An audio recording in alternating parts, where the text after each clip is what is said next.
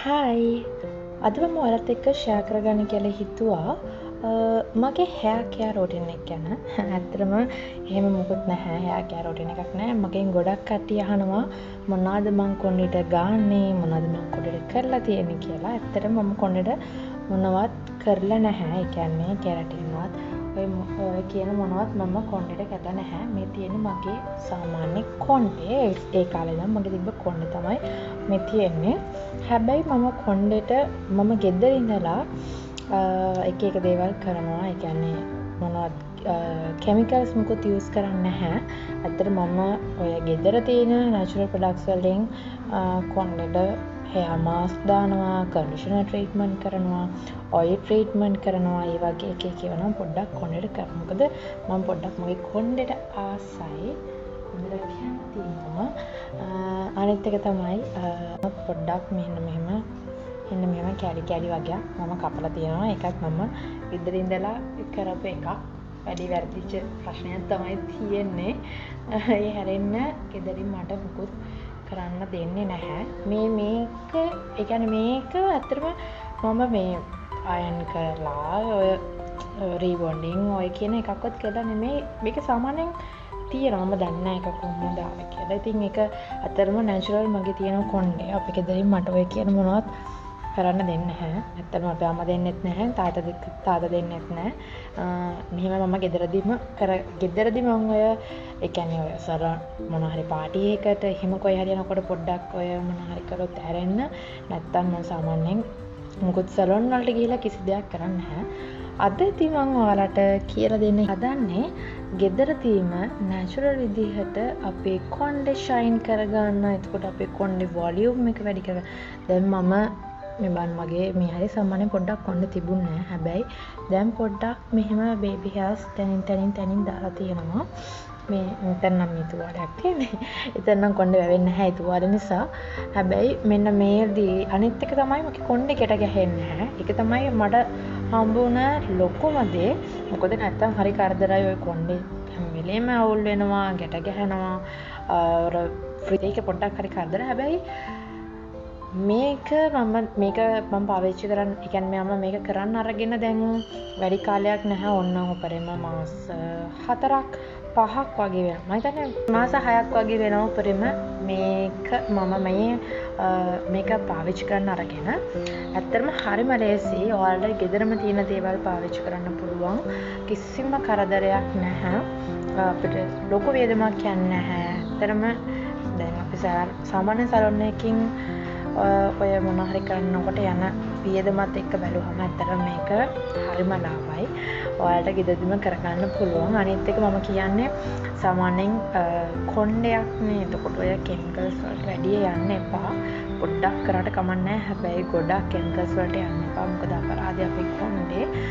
අනිත් එක තව කියන්න ඕන දෙයක් තමයි මම ඒකට අමතරව, ඒ කියන්නේ මාස්ක් එකට අමතරව මම ඔයිල් ට්‍රීට්මන්ට් කරනවා, කන්ඩිෂනර් ට්‍රීට්මන්ට් කරනවා. ඒ වගේ ඒවත් මම පොඩ්ඩක් කරනවා. ඒවත් මම ඔයාලට ඉස්සරහට මම කරන කන්ඩිෂනර් ට්‍රීට්මන්ට් එක ගැනත් වීඩියෝ එකක් ඔයාලත් එක්ක ෂෙයා කරගන්නම් කොහොමද මම කන්ඩිෂනර් ට්‍රීට්මන්ට් එක කරන්න කියලා. ඊට අමතරව මම අර ඔලිව් ඔයිල් බොටල් එක යූස් කරනවා. මම ඒකෙත් වීඩියෝ එකක් දානවා. හැබැයි මම මෙන්න මේක කරලා ඉවරනට දැන් මම මේ දාන මාස්ක් එක කරලා ඉවරනට පස්සෙත් ඒ ඔලිව් ඔයිල් ට්‍රීට්මන්ට් එක මම සාමාන්‍යයෙන් කොණ්ඩෙට කරනවා. එකක් අර මට අර කොෆි ස්මෙල් එක චුට්ටක් එනවා. ඉතින් ඒක නැති වෙන්න එතකොට අරක ටිකක් හොඳට සාමාන්‍යයෙන් එක අපි hair setting එකක් විදිහට යූස් කරනවා ඒ ඔලිව් ඔයිල් මේ ට්‍රීට්මන්ට් එක. ඉතින් ඒක නිසා මම සාමාන්‍යයෙන් කොණ්ඩේ සෙට් කරගන්නවා වගේම ඉඳලා හිටලා එහෙම යූස් කරනවා. නැත්තම් මම ඔයිල් ට්‍රීට්මන්ට් කරනවා. ඇත්තටම ඔයිල් ට්‍රීට්මන්ට් නම් ඇක්චුවලි ලොකු. ඒක මම නිකන් ඔරිජිනල් කොකනට් ඔයිල් ගන්නවා. ඒකට ඔය විටමින් E චුට්ටක් අවලං කරලා ඒක චුට්ටක් රත් කරනවා කියන්නේ අපි අර බොයිල් කරන්නේ. ඒ විදිහට ඒක චුට්ටක් රත් කරලා කොණ්ඩේට හොඳට ගාලා හැම තැනටම මෙහෙඳම්ම ගාලා ඊට පස්සේ හොඳට පොඩ්ඩක් කොණ්ඩේට ඇබ්සෝබ් වෙනකන් ඒක මම මසාජ් කරලා ස්කැල්ප් එක එතකොට මේක හොඳම කළා කොණ්ඩේ හොඳට පීරලා ඊට පස්සේ මම අර ඔයිල් එක කොණ්ඩේට හොඳට ඇබ්සෝබ් වුණාට පස්සේ මම රැට කොණ්ඩේ ගොතලා හොඳට කොණ්ඩ දෙක ගොතලා නිදා ගන්නවා. පහවදා උදේට මම ඔෆිස් යන්න කලින් මේ කොණ්ඩ හොඳට වොෂ් කරලා ෂැම්පු කරලා කන්ඩිෂනර් කරලා ඔෆිස් යනවා. එච්චරයි ඔය ඔයිල් ට්‍රීට්මන්ට් එක නම් එච්චර ලොකු එකක් නැහැ. නෙක්ස්ට් එන අපේ කොෆි හෙයාර් මාස්ක් ට්‍රීට්මන්ට් එක පටන් ගන්න. ඒක පටන් ගන්න කලින් ඉස්සෙල්ලාම හොඳට කොණ්ඩේ පීර ගන්න ඕනේ. මම මෙන්න මේ කොම්බ් එකෙන් තමයි ගොඩක් වෙලාවට කොණ්ඩේ පීරන්නේ. ඇත්තටම මේ ගොඩක් හොඳයි අපේ කොණ්ඩේට. ඉස්සෙල්ලා මේකෙන් හොඳට කොණ්ඩේ පීරගෙන ඊට පස්සේ කොණ්ඩේ වොෂ් කරනවා. නිකන් වතුරෙන් කියන්නේ ෂැම්පු මුකුත් කරන්නේ නැතුව නිකන් වතුරෙන් කොණ්ඩේ හොඳට වොෂ් කරලා කොණ්ඩේ වේලගෙන ඊට පස්සේ වේලනවා කියන්නේ ලොකුවට නෙමෙයි අර පොඩ්ඩක් වතුර ගතිය තෙත ගතිය නැති වෙන්න පොඩ්ඩක් වේලනවා. ඊට පස්සේ කොණ්ඩේ වේලෙනකන් මම මගේ කොෆි මාස්ක් එක හදන්න පටන් ගන්නවා. අපේ කොෆි මාස්ක් එක හදන්නයි ලෑස්ති වෙන්නේ. ඒකට මම හොඳ පිරිසිදු වාචනයක් සහ හැන්දක් ගන්නවා. ඊට පස්සේ කොෆි කුඩු සාමාන්‍යයෙන් මගේ කොණ්ඩේ චුට්ටක් දිගයි නිසා පොඩ්ඩක් මම වැඩිපුර ගන්නවා. හැඳි දෙකක් විතර. ඔයාලා ඔයාලගේ වොලියුම් එකට ඇති වෙන ප්‍රමාණයට ගන්න. ඊට පස්සේ ඔලිව් ඔයිල් හැඳි 1.5 වගේ දානවා. ඒකත් මගේ කොණ්ඩේ වොලියුම් එක නිසා තමයි මම 1.5 වගේ දාන්නේ. ඊට පස්සේ අපි කොකනට් ඔයිල් තමයි පාවිච්චි කරන්නේ. මේක නම් මම වයිට් කොකනට් ඔයිල් එක නෙමෙයි සාමාන්‍යයෙන් අපේ ගෙදර යූස් කරන කොකනට් ඔයිල් එක තමයි මම මේ දැන් පාවිච්චි කරන්නේ. මොකද මගේ අනිත් එක ඉවර වෙලා නිසා. මේකෙනුත් මම හැන්දක් වගේ දා ගන්නවා. ඊට පස්සේ බිත්තරයක් සාමාන්‍යයෙන් ටිකක් ලොකු බිත්තරයක් තමයි මම නම් ගත්තේ. මොකද මගේ කොණ්ඩේ ටිකක් අර කොණ්ඩේ දිගයි නිසා හොඳට මුළු බිත්තරයක්ම දා ගන්නවා. ගොඩක් කට්ටිය කියනවා සාමාන්‍යයෙන් සුදු මදේ විතරයි දාන්නේ කියලා. හැබැයි මම බලපු ගොඩක් කොරියන් වීඩියෝස් වල යාලා සම්පූර්ණ මුළු බිත්තරයක්ම දානවා. ඒ කියන්නේ සුදු මදේ කහ මදේ දෙකම දානවා. ඉතින් මමත් ඒ දෙක හැමදාම මම ඒ දෙකම දාලා තමයි මාස්ක් එක දාන්නේ. ඉතින් මට මොකොත් ප්‍රශ්නයක් කළත් නැහැ. ඉතින් ඒක නිසා සාමාන්‍යයෙන් මම බිත්තරේම දා ගන්නවා. මේක දාලා මේක හොඳට මික්ස් කර ගන්න ඕනේ. බිත්තරේ කොෆි එක ඔයිල් වර්ග දෙකම හොඳට මික්ස් වෙනකන් හොඳට මම මේක හැන්ඩෙන් බ්ලෙන්ඩ් කර ගන්නවා.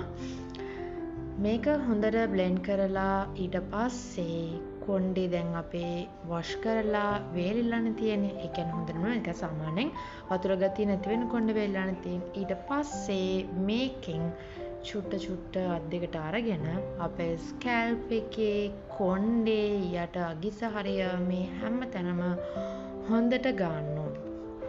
හොඳට ගාලා සම්පූර්ණ ඔක්කොම ටික ඉවර වෙනකම්ම ගන්න. මොකද ඉතුරු ටික තියාගෙන වැඩක් නැති නිසා අපේ මේ කොණ්ඩේ නැති ටිකේ ඉඳන්ම හොඳට මේක ගන්න. ගාලා ඊට පස්සේ හොඳට මේක ඇබ්සෝබ් වෙනකම්ම මසාජ් කරගන්න. මේක අපේ කොණ්ඩේට ගාලා මම නම් සාමාන්‍යයෙන් පැයක් වගේ ඉන්නවා.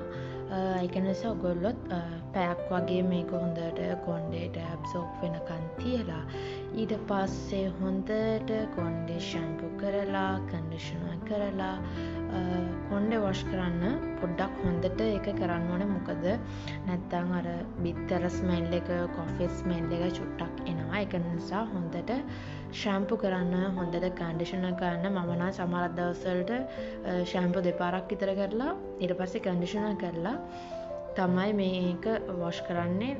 පොඩ්ඩක් නැත්තම් මට අර ඒක පොඩ්ඩක් අර කොෆි ස්මෙල් එකයි බිත්තර ස්මෙල් එකයි එනවා නිසා ඊට පස්සේ මම ඒ කියන්නේ මගේ කොණ්ඩේ හොඳට කන්ඩිෂනර් කරලා කොණ්ඩේ වේල්ලේ වුණාට පස්සේ මම අර ඔලිව් ඔයිල් එක පොඩ්ඩක් ඔලිව් ඔයිල් ට්‍රීට්මන්ට් එක ඒ ක්‍රීම් එක මම පොඩ්ඩක් කොණ්ඩේ ගානවා. මම ඒක නම් මේ වීඩියෝ එකේ දාලා නැහැ.